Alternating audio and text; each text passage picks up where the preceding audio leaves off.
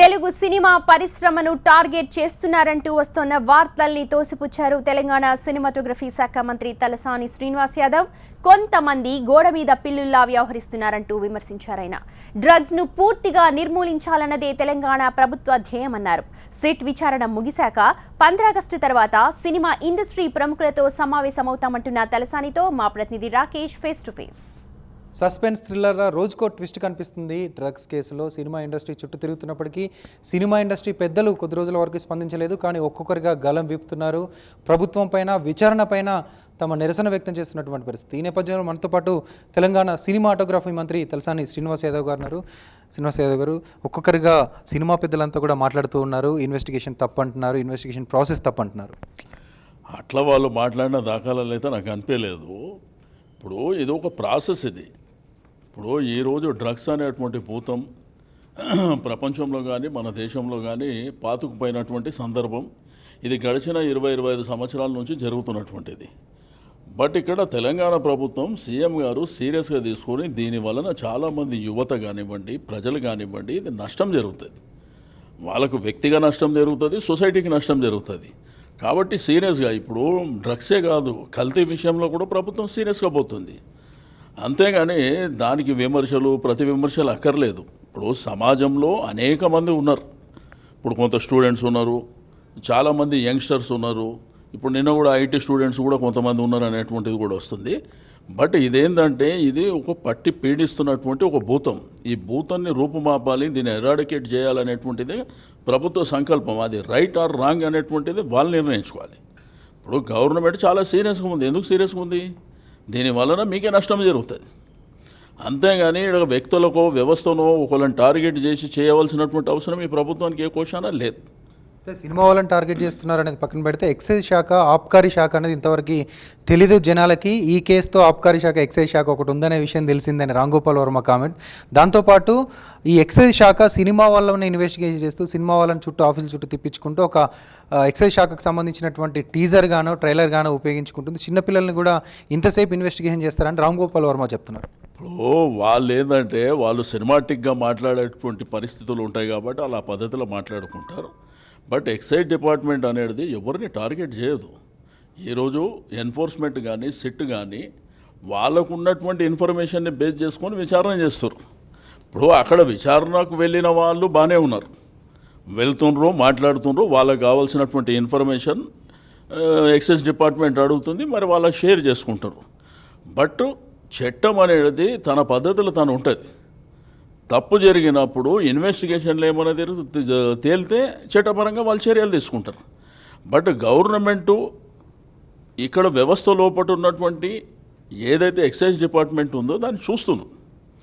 ఈరోజు ఏంటంటే ఒక్క సినిమా ఇండస్ట్రీ కాదు, అసలు వరల్డ్ వైడ్గా ఎక్కడి నుంచి దీన్ని తీసుకొస్తున్నారు అనేటువంటిది కూడా నిన్న మొన్న అరెస్టులు మీరు చూసినారు.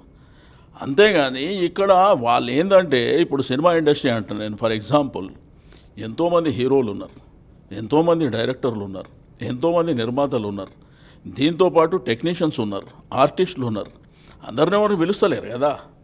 అంతేగాని ఒక 10 మందో 12 మంది అనుకుంటే ఎట్లా? అది కరెక్ట్ కాదు కదా. అంతేగాని ప్రభుత్వం యొక్క ఉద్దేశం ఇప్పుడు మాకు సినిమా ఇండస్ట్రీకి మాకేం పర్సనల్ ఉంటుందండి. అంతే తప్ప ఎక్సైజ్ డిపార్ట్మెంట్కి వచ్చినటువంటి సిట్కి వచ్చినటువంటి ఏదైతే ఇన్ఫర్మేషన్ ఉందో దాన్ని బేస్ చేసుకొని వాళ్ళు మాట్లాడుతున్నారు. అదేవిధంగా సినీ నటి రోజా ఇప్పుడు ఎమ్మెల్యేగా కూడా ఉన్నారు. ఆమె కామెంట్ చేశారు, ఇదంతా కూడా కేవలం ఒక పబ్లిసిటీ స్టంట్. సినిమా వ్యక్తుల జీవితాలు అనేది అద్దాల మేడలు లాంటివి, వాటి మీద రాళ్ళేస్తే అద్దాల మేడ కూడా పగిలిపోతుంది. ఇప్పుడు ఉన్నటువంటి నటినట్లు ఎవరైతే డ్రగ్స్ కేసులో నోటీసులు అందుకొని విచారణకు వస్తున్నారో వాళ్ళందరూ ఒకవేళ తప్పు చేయలేదని తేలితే ఆ నష్టాన్ని ఎవరు పూడుస్తారు? ప్రభుత్వం బాధ్యత వహిస్తుందా, ఎక్సైజ్ పోలీసులు బాధ్యత వహిస్తారని ప్రశ్నిస్తున్నారు. ఇప్పుడు తప్పు చేసినరు చేయలేదని ఎవరు చెప్తారు? ఇక్కడ వాళ్ళకున్న ఇన్ఫర్మేషన్ని బేస్ చేసుకొని కొంతమందిని విచారణ కోసం రమ్మని చెప్పాను, కానీ ముద్దాయిగా పిలవలేదు. కాబట్టి తప్పు ఒప్పులు అనేది ఇన్వెస్టిగేషన్ అయిన తర్వాత తేలుతుంది. దానికే ఆతృత పడవలసినటువంటి అవసరం ఎవరికి లేదు ఇక్కడ. కాబట్టి ఇప్పుడు ఇండస్ట్రీ ఉంది, ఇంత పెద్ద ఇండస్ట్రీ. తెలంగాణ ఉద్యమ నేపథ్యం జరిగి రాష్ట్రం ఏర్పాటైన తర్వాత కూడా 3 సంవత్సరాలు చూసినారు ప్రభుత్వం ఎంత పాజిటివ్గా ఉన్నది, ఏ విధంగా రాష్ట్రాన్ని అభివృద్ధిలో ముందుకు తీసుకెళ్తుంది. సినిమా ఇండస్ట్రీకి సంబంధించిన వాళ్ళతోని కూడా నేను నంబర్ ఆఫ్ టైమ్స్ మాట్లాడిన దాఖలాలు ఉన్నాయి, అనేకమైనటువంటి ఇష్యూస్లో మాట్లాడిన దాఖలాలు ఉన్నాయి, చాలా వరకు పరిష్కారం చేసినవి ఉన్నాయి. అది ప్రత్యక్షంగా మీరు కూడా చూసి ఇక్కడికి వచ్చినప్పుడు మాట్లాడినప్పుడు. కాబట్టి ఇక్కడ ప్రభుత్వానికి ఒక వ్యక్తుల మీదనో లేకపోతే వ్యవస్థ మీదనో కోపం ఎందుకు ఉంటుందండి? అదే ఖచ్చితంగా సినిమా వాళ్ళకే సినిమా చూపిస్తున్నారు. ఇక్కడ ఈ కేసులో టార్గెట్గా సినిమా వాళ్ళే మారారు. ఈ విధానం ఎక్సైజ్ శాఖ చేస్తున్నటువంటి విధానం అందరి పట్ల కూడా ఇలాగే ఉంటే బాగుంటుంది అన్నది ఆర్ నారాయణమూర్తి చేస్తున్నటువంటి కామెంట్. వ్యవస్థల అందరి పట్ల ఒకటే పద్ధతులు ఉంటుంది ప్రభుత్వం. సినిమా వాళ్ళు కాబట్టి సెలబ్రిటీస్ కాబట్టి ఇప్పుడు మీడియా అంత హైప్ క్రియేట్ చేస్తుంది. ఇప్పుడు ఎవరో అన్నోన్ పర్సన్ని తీసుకొని పోయి అన్నోన్ పర్సన్ని విచారణ చేస్తే ఇంత హైప్ క్రియేట్ చేయరు కదా. పొద్దుటి నుంచి రాత్రి వరకు కెమెరాలు పెట్టుకొని అక్కడ ఉండి ఇవన్నీ చేయరు కదా. అది వాళ్ళు అర్థం చేసుకోవాలి. అంతేగాని ఇప్పుడు ఎవరినో దారిన పోయేటువంటి వ్యక్తి దాంట్లో ఇన్వాల్వ్ ఉంటే అతను తీసుకుపోయి అక్కడ విచారణ చేస్తే మీరు పోతారు, అక్కడికి పోరు కదా. మీరు కూడా సెలబ్రిటీలు కదా అనేటువంటి ఉద్దేశంతో. బట్ వెళ్ళిన వాళ్ళు బయటకు వచ్చి ఏం చెప్తారు మీరు చూస్తున్నారు. సెట్ ఏ విధంగా ఉన్నది, అఫీషియల్స్ ఏ విధంగా ఉన్నారు, అకుల్ సబర్వాల్ ఏ విధంగా ఉండు, చంద్రవదన్ ఏ విధంగా ఉండు, వాళ్ళని ఇన్వెస్టిగేషన్ చేసిన టీం ఏ విధంగా మాట్లాడింది అనేది స్పష్టంగా వాళ్ళు బయటకు వచ్చిన తర్వాత చెప్తున్నారు. అంతేగాని ఇప్పుడు ఎంక్వైరీ జరుగుతున్నటువంటి ధర్మిలా వచ్చిన వాళ్ళంతా ముద్దాయిలని ప్రభుత్వం కానీ లేకపోతే డిపార్ట్మెంట్ ఎక్కడ చెప్పలే. దానికే ఆతృత పడవలసినటువంటి అవసరం ఏం లేదు. రోజు ఒక సీరియల్ మాదిరి నడుస్తుంది ఇది.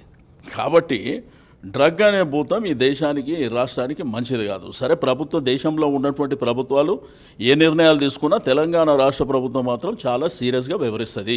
ప్రభుత్వం చెప్తున్నట్లుగా ఎక్సైజ్ శాఖ చెప్తున్నట్లుగా దాదాపు 50కి పైగా ఎడ్యుకేషనల్ ఇన్స్టిట్యూషన్స్, కొంత సాఫ్ట్వేర్కి సంబంధించినటువంటి కంపెనీలు, సాఫ్ట్వేర్కి సంబంధించిన ప్రొఫెషనల్స్ కూడా ఇది వాడుతున్నారనేది ఎక్సైజ్ శాఖే చెప్తా ఉంది. కానీ ఫోకస్ మొత్తం సినిమా ఇండస్ట్రీ మీద పెట్టారు. వీళ్ళని ఎందుకు ఈ రకంగా విచారించట్లేదు, వాళ్ళని ఎందుకు పిలిపించట్లేదు, స్కూల్స్కి సంబంధించిన యాజమాన్యాలు కానీ ఐటీ సాఫ్ట్వేర్కి సంబంధించినటువంటి వాళ్ళని ఎందుకు పిలిపించట్లేదు అనేది జీవిత రాజశేఖర్ చెప్తాను. ఇప్పుడు వాళ్ళు తెలుసుకుంటే బెటర్గా ఉంటుంది బాస్. ఇక్కడ ఒక్కోళ్ళు ఎవరికి చుట్టాలు కాదు. ఇక్కడ గవర్నమెంటు ప్రొసీజరు పద్ధతులు డిపార్ట్మెంటల్ పరంగా అందరికీ ఈక్వల్గానే ఉంటాయి. ఇప్పుడు స్టూడెంట్స్ దగ్గరకు వచ్చినప్పుడు అకుల్ సబర్వాల్ గారు ఏం చెప్పినారు, చిన్నపిల్లలు కాబట్టి వాళ్ళ పేరెంట్స్తో మాట్లాడుతున్నాం, జరిగినటువంటి పరిణామాలు ఇదేంటంటే ఓవర్ నైట్గా వచ్చినటువంటిది కాదు. ఇది గడిచిన 25-30 సంవత్సరాల నుంచి ఇది పెరిగిపోయింది. ఇది ఒక రాష్ట్రమే కాదు, దేశవ్యాప్తం ప్రపంచవ్యాప్తంగా కూడా పెరిగిపోయినటువంటిది. బట్ దీనికి ఎవరో ఒకళ్ళు పురి స్టాప్ పెట్టాలి అనేటువంటి సంకల్పంతోనే సీఎం గారు ఇనిషియేటివ్ తీసుకుంటారు. మరి ఇనిషియేషన్ కరెక్టా రాంగా అనేటువంటిది ప్రజలు తెలుసుకుంటారు. కాబట్టి గవర్నమెంట్ అల్లా ఒక పద్ధతి ప్రకారం పోవాలనేటువంటిది. ఇప్పుడు కల్తీ ఉన్నది, ఈరోజు ఉప్పు పప్పు లేకపోతే ప్రతి దాంట్లో కల్తీ ఉన్నది. దాని విషయంలో సీరియస్గా ప్రభుత్వం పోతుంది కదా, దానివల్ల ప్రజలకు నష్టం జరుగుతుంది కదా. మరి ప్రభుత్వం సీరియస్గా పోవడం మూలాన ఓ మంచి ఆహారం తీసుకోవడానికి అయితే ఉపయోగపడుతుంది కదా. ఇది అంతే. ఇది కూడా ఏంటంటే ఒక సినిమా ఇండస్ట్రీని టార్గెట్ చేస్తున్నారని చెప్పి ఇప్పుడు రకరకాల ప్రచారాలు చేసుకుంటారు బాస్. కొంతమంది ఏంటంటే అడ్వాంటేజ్ కోసం చూస్తారు, కొంతమంది ఏమో గోడ మీద పిల్లులాగా కాచుకొని కూర్చున్నారు, ఏదో రాజకీయాలు లబ్ధి పొందుదామనేటువంటి వాళ్ళు కొంతమంది ఉన్నారు. కొంతమంది ఇష్టం లేక ఇటు అటు మాట్లాడకుండా ఏదో రకరకాలుగా ఒక రూమర్స్ క్రియేట్ చేయడానికి కూడా ఉన్నారు. బట్ ఎవరు ఏ రూమర్స్ క్రియేట్ చేసినా గవర్నమెంట్ చాలా స్ట్రెయిట్ అవే ఒక పద్ధతి ప్రకారం ముందుకెళ్తుంది. నేను అడుగుతా, మాట్లాడేటువంటి వ్యక్తులందరూ డ్రగ్స్ అనేది కరెక్ట్ అనేది చెప్పాలి. First either wrong or right or wrong అనేటువంటిది చెప్పాలి. అంతేగాని ఇక్కడ వ్యక్తులు నేనేమంటా, సినిమా ఇండస్ట్రీ ఎంతమందిని పిలిచారు? సినిమా ఇండస్ట్రీలో ఈ 12 మందినా ఉన్నది కాదు కదా, కొన్ని వేల మంది ఉన్నారు. అదొక పెద్ద వ్యవస్థ. సినిమా ఇండస్ట్రీని అన్ని విధాలుగా ఆదుకోవడానికి తెలంగాణ ప్రభుత్వం ముందు నుంచి వాళ్ళకి అన్ని విధాలుగా సపోర్ట్ చేసుకుంటూ వస్తుంది. మీకు ఇంతకుముందు గౌతమిపుత్ర శాతకర్ణి విషయంలో కానివ్వండి, బాహుబలి విషయంలో కానివ్వండి, గవర్నమెంట్ అన్ని విధాలుగా పాజిటివ్గా ఉంది. వాళ్ళకి జరిగేటువంటి నిర్ణయాలు ప్రభుత్వ పరంగా కావాల్సినటువంటి అన్ని ఇష్యూస్లో ఇనిషియేటివ్ తీసుకొని మేము మాట్లాడుతున్నాం. అంతేగాని ఏదో వచ్చింది కదా అని చెప్పేసి ఇప్పుడు ఎవరైతే మాట్లాడేటువంటి వ్యక్తులు కూడా దయచేసి ఇది గవర్నమెంటు ఒక డిపార్ట్మెంట్ జరిగేటువంటి, అంతేగాని డిపార్ట్మెంట్ ఏది పడితే అది మాట్లాడేస్తే ఏంటంటే డిమారలైజ్ అవుతారు తప్ప దానివల్ల మీకు వచ్చే బెనిఫిట్ కూడా ఏమి ఉండదు. ఆగస్టు 15 తర్వాత ఇండస్ట్రీ పెద్దలను అందరిని కూర్చోబెట్టి నేను మాట్లాడతా, ఎవరికేమైనా అనుమానాలు ఉండి ఎవరైనా ఇబ్బందులు పడి. ఎందుకంటే విచారణ జరుగుతున్నటువంటి ధర్మిలో మాట్లాడినాం అనుకో ఇంకో రకంగా మాట్లాడతారు, అట్లా పద్ధతి కాదు. కాబట్టి 15th తర్వాత అందరిని కూర్చోబెట్టి ఇప్పటికే ఈ సినిమా ఇండస్ట్రీతోని 50 మీటింగ్ జరిగినాయి నాకు. అయితే మెల్లమెల్లగా సినీ పరిశ్రమ ఏపీకి తరలిపోయే అవకాశం ఉందనే ఊహాగానాలు ప్రచారం కూడా ఉంది. అంత సీన్ ఏం లేదు, ఆ అవకాశాలు ఏమి ఉండవు. ఎందుకంటే ఇప్పుడు ఇది 50-60 సంవత్సరాల నుంచి ఎంతో శ్రమ కష్టపడి ఆ రోజుల్లో ఉన్నటువంటి పెద్దలు కష్టపడి తీసుకొచ్చింది ఇక్కడ ఉన్నటువంటి వ్యవస్థ. దీనివలన ఏదైనా నష్టము లాభ నష్టాలు ఏమైనా జరిగి ఇబ్బందులు, ఇప్పుడు హైదరాబాద్ వదిలిపెట్టి పోతాం అనేటువంటి పరిస్థితులు ఇక్కడ వచ్చి ఉన్న వాళ్ళకి ఎక్కడన్నా ఉంటుంది అంటే అదైతే నేనైతే ఎక్స్పెక్ట్ చేసేది లేదు. రెండోది, మీరు కావాలంటే ఇండస్ట్రీలో ఉన్నటువంటి అందరిని అడగండి.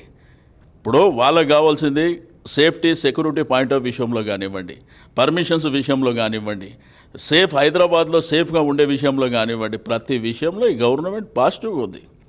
అంతేగాని గాలి మీద కొంతమంది, అందుకే చెప్తున్నాక గోడ మీద కూర్చొని ఉన్నారు కొంతమంది. తెలంగాణ ప్రభుత్వానికి సినీ పరిశ్రమ వ్యతిరేకం కాదు, సినీ పరిశ్రమలో ఉన్నటువంటి సెలబ్రిటీస్ని మేమేం టార్గెట్ చేయట్లేదు, కానీ ప్రజలకు ఉన్నటువంటి ఆసక్తి మేరకు సినీ పరిశ్రమకు సంబంధించినటువంటి హీరోలు కానీ హీరోయిన్లు కానీ ఎక్కడైతే ఎక్సైజ్ శాఖ కార్యాలయానికి వస్తున్న నేపథ్యంలో అక్కడికి వస్తే హైప్ క్రియేట్ అవుతుంది. కానీ ఈ కేసులో ఇన్వాల్వ్ అయినట్టు మిగతా వాళ్ళని కూడా అదేవిధంగా విచారిస్తున్నామంటూ తలసాని శ్రీనివాస్ యాదవ్ గారు చెప్తున్నారు. Vote studio.